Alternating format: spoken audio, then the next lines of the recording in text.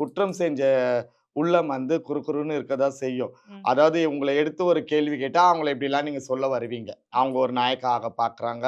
ம். அவங்க இத வச்சு இவங்க ஒரு தலைவி ஆக பார்க்குறாங்க. நான் ம். கேட்கிறேன், தலைவி போஸ்டிங்னா கவர்மெண்ட்டா வந்து எங்களுக்கு அங்கீகாரம் குடுத்து தலைவியா உட்கார வச்சுது. நான் அதுக்கு ஆசைப்பட.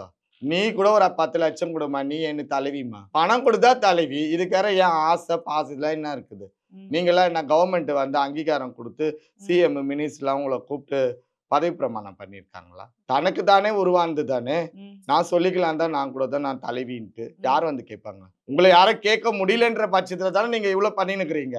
புரியுதுங்களா? ஆம்பளையா இருக்கட்டும், பொம்பளையா இருக்கட்டும், யாரு ஒண்ணுமே ம். 10,00,000 முன்னாகல குடுத்தா நீ தலைவி திருநங்கைகளுக்கு. அவ்வளோதான். சரி. இப்ப அப்படி கூட பாருங்க. இந்த 21 நாயக்குகள்ல ம்.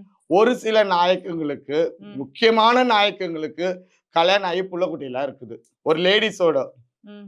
அவங்க கல்யாணம் பண்ணி புள்ள குட்டி பெத்து, பேரன் பேத்தி எடுத்திருக்கிறாங்க. ஓ! அவங்க திருநங்கைகளுக்கு தலைவி. இதுக்கு என்ன சொல்றீங்க? முழுமையான திருநங்கையா ஆகாம, ஆணாவே வாழ்ந்துட்டு இருக்காங்கன்னு சொல்றீங்க. வாழ்ந்துட்டு ஆமா அதுக்கு அர்த்தம் அதானம்மா. ம். இப்ப ம். நான் வந்து இந்த சேலை உடுத்தி இருக்கிறேன். ம். நான் என்ன ஒரு பெண்ணா பார்க்கிறேன். நான் போய் இன்னொரு பெண்ணோட உடலுறவு வச்சுக்க முடியுமா? ம். முடியுங்களா? முடியாது. அப்ப அந்த அந்த வேலை பார்க்குறாங்கன்னா அவங்க யாரு? நான் எதையும் வெளிப்படையா சொல்ல விரும்பல. ம். அவ்வளவு ஆனா அவங்களும் இதுல தலைவியா இருக்காங்க. ம். இதையும் நாங்கலாம் ஏத்துக்கணும். எங்க தலைவிதி. நீ ஒரு செவுத்துக்கு புடவை காட்டி இது உனக்கு தலைவின்னா கூட அத நாங்க ஏத்துக்கணும். அப்படி ஒண்ணும் எங்களுக்கு அவசியம் கிடையாது.